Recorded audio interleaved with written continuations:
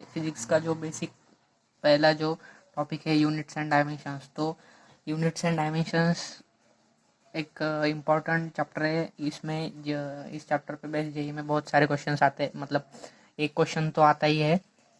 तो इसमें हम स्टार्ट करेंगे अभी। तो यूनिट्स क्या रहता है, कोई भी फिजिकल क्वांटिटी है तो उसको मेजर करने के लिए एक यूनिट होता है, उसी को हम यूनिट्स कहते हैं। और डायमेंशंस जो रहते हैं तो मतलब जैसे मैं अभी एक प्रॉब्लम आपको बाद में सॉल्व करके बताऊंगा, उसमें बताऊंगा डायमेंशंस क्या होता है। तो पहले यूनिट्स देख लेते हैं। तो बहुत सारे मतलब कुछ बेसिक यूनिट्स है, उसमें से पहले आता है length, mass, time, current, temperature, amount of substance, luminous intensity, plane angle and solid angle. तो ये इतने जो सारे मतलब फिजिकल क्वांटिटीज़ है, तो इस क्वांटिटीज से हम कोई भी जो मतलब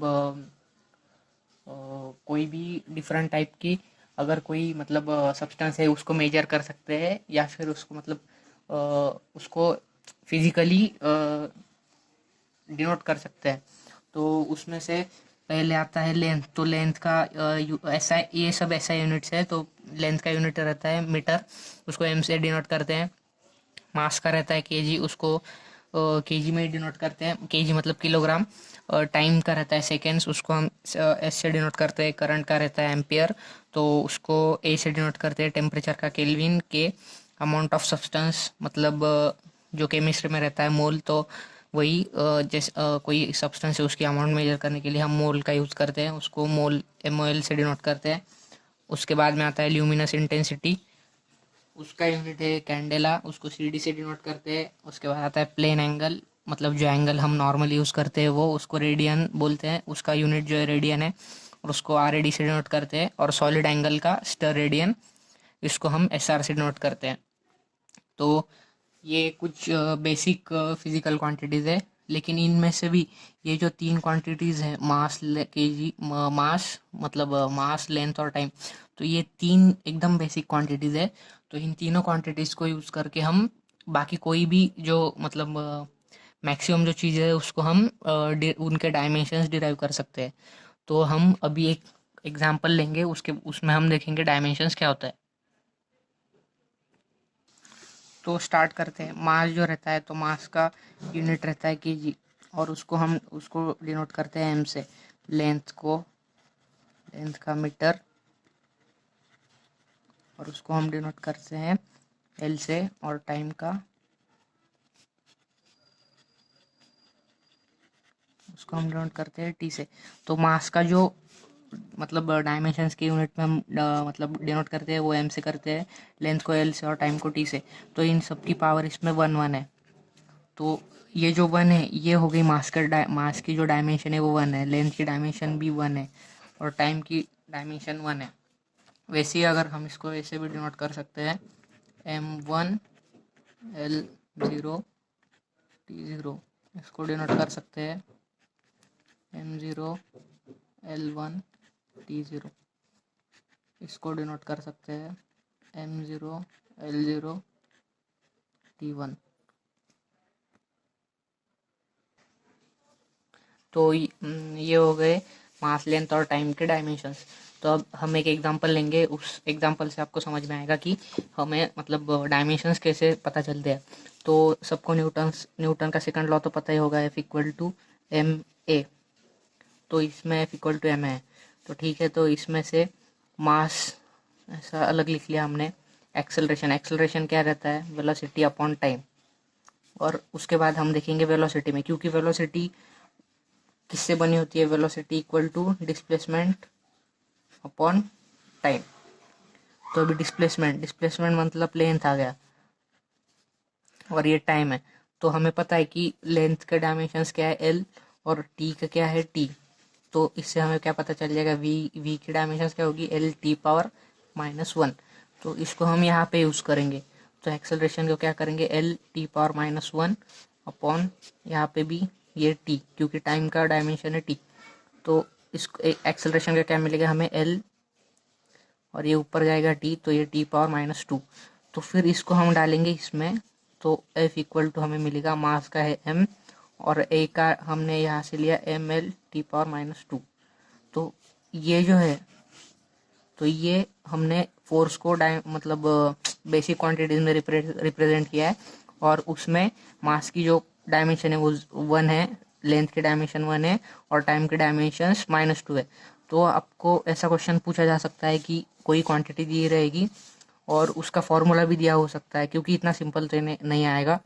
तो फिर उस क्वांटिटी में उसका फॉर्मूला भी आपको गिवन हो सकता है, उसमें आप ये बेसिक मास, लेंथ और टाइम डाल के उसको सॉल्व जब करेंगे तो आपको ऐसे डायमेंशंस मिलेंगे। तो आपको बाद में पूछा जा सकता है कि मास, लेंथ और टाइम के डायमेंशंस क्या है, या फिर अलग अलग भी पूछ सकते हैं। तो ऐसे क्वेश्चंस जेई में आते हैं। उसके बाद में आता है प्रिंसिपल ऑफ होमोजेनिटी। तो ये प्रिंसिपल बेसिकली मतलब ऐसा बताता है कि हम कोई भी दो क्वांटिटीज़ को ऐड सब्ट्रैक्ट तभी कर सकते हैं जब उन दोनों के डायमेंशन सेम हो, या फिर जो इक्वेशन रहता है तो इक्वेशन के लेफ्ट हैंड साइड और राइट हैंड साइड दोनों साइड के जो डायमेंशन है वो सेम होनी चाहिए। और लेकिन हम कोई भी दो मतलब अलग अलग डायमेंशंस के अगर क्वांटिटीज है उनको मल्टीप्लाई और डिवाइड कर सकते हैं, लेकिन ऐड और सब्ट्रैक्ट नहीं कर सकते। जैसे अगर हम एग्जांपल लेंगे तो हम फोर्स को एक्सेलरेशन के साथ ऐड नहीं कर सकते, मास को स्पीड के साथ ऐड नहीं कर सकते, क्योंकि दोनों के डायमेंशंस अलग अलग है। तो बेसिकली ये प्रिंसिपल वही कहता है। जैसे अगर हम एक एग्जांपल ले, S equal to U T plus half A T square, तो इसमें एस क्या रहता है, डिस्प्लेसमेंट रहता है, मतलब इसके डायमेंशंस एल एल और ये है वेलोसिटी और टाइम। तो वेलोसिटी का हमने देखा है एल टी पावर -1 रहता है, क्योंकि वेलोसिटी क्या रहता है, डिस्प्लेसमेंट अपॉन टाइम, और इनटू टी, क्योंकि टाइम का टी है तो ये जाएगा, तो यहाँ पे बचेगा टी प्लस इसका देखेंगे हाफ, ये कांस्टेंट है तो इसमें कांस्टेंट नहीं देखा जाता, बस जो क्वांटिटीज है वही उनके मतलब करेक्टनेस अगर हमें चेक करना है कोई इक्वेशन का तो हम कर सकते हैं, लेकिन उसमें कांस्टेंट नहीं आएगा। तो मतलब हम बस उसको उसके डायमेंशंस सही है या नहीं यही चेक कर सकते हैं। तो एक्सेलरेशन का रहता है एल टी पावर -2, और टी पावर 2 से मल्टीप्लाई करेंगे ये जाएगा तो एल। तो इधर इसका भी एल डायमेंशन है, इसका भी एल है, इसका भी एल है, तो ये इक्वेशन डायमेंशनली करेक्ट है। तो ये प्रिंसिपल यही बताता है कि हम कोई इक्वेशन है तो उसके मतलब डायमेंशनल करेक्टनेस इस इक्वेशन मतलब इस प्रिंसिपल के ज़रिए फाइंड कर सकते हैं। तो मैं जो आपको बता रहा हूँ ये सारी मतलब शॉर्ट शॉर्ट चीज़ें बता रहा हूँ, क्योंकि मेंस में जो चीज़ें इंपॉर्टेंट रहती है, जो पूछी जाती है, वही मैं बता रहा हूँ आपको। उसके बाद में आता है उसके बाद हम एक क्वेश्चन सॉल्व कर रहे हैं अभी। तो इसमें हमें जो जी है, यूनिवर्सल ग्रेविटेशनल कांस्टेंट, तो उसके डायमेंशंस पता करने हैं। तो हम सबसे पहले जी को एफ मतलब फोर्स, ये यूनिवर्सल मतलब ग्रेविटेशनल लॉ है, तो जी को हम लिखेंगे एफ m1 m2 और आर स्क्वायर के टर्म्स में। तो जी क्या हो जाएगा, F R square upon m1 m2। तो उसके बाद में हमने जी इक्वल टू अभी फोर्स, तो आप फोर्स को फिर से सिंप्लीफाई कर सकते हैं, एक तो M A R square upon m1 m2, या फिर आप इसको एफ के अगर आपको डायमेंशन सीधे पता है तो वो भी यूज़ कर सकते हैं, लेकिन हम बेसिकली यहाँ से स्टार्ट कर मतलब यहाँ से करेंगे। तो मास के फिर से लिखेंगे ए, एक्सेलरेशन है तो एक्सेलरेशन को हम फिर से लिखेंगे। एक्सेलरेशन क्या रहता है, वेलोसिटी अपॉन टाइम, वेलोसिटी रहती है डिस्प्लेसमेंट अपॉन टाइम। तो वेलोसिटी की हो जाएगा एल टी पावर -1, इसके ये इसमें डालेंगे तो एक्सेलरेशन के मिल जाएंगे डायमेंशन एल टी पावर -2, यहाँ पे यूज़ करेंगे। यहाँ पे आर स्क्वायर मतलब लेंथ है तो उसका स्क्वायर है, तो L2 अपॉन m1 m2, तो m इंटू एम, तो ये जाएगा ये जाएगा। तो जी के क्या मिल जाएंगे हमें डायमेंशंस, m-1 L3 t-2। तो जी के जो डायमेंशन है और ग्रेविटेशनल कांस्टेंट के, तो वो -1, 3 और -2 है। तो इस टाइप से हम क्वेश्चंस को सॉल्व कर सकते हैं। थैंक यू फ्रेंड्स, अगर आपको वीडियो अच्छा लगा होगा तो लाइक करिए और सब्सक्राइब करिए।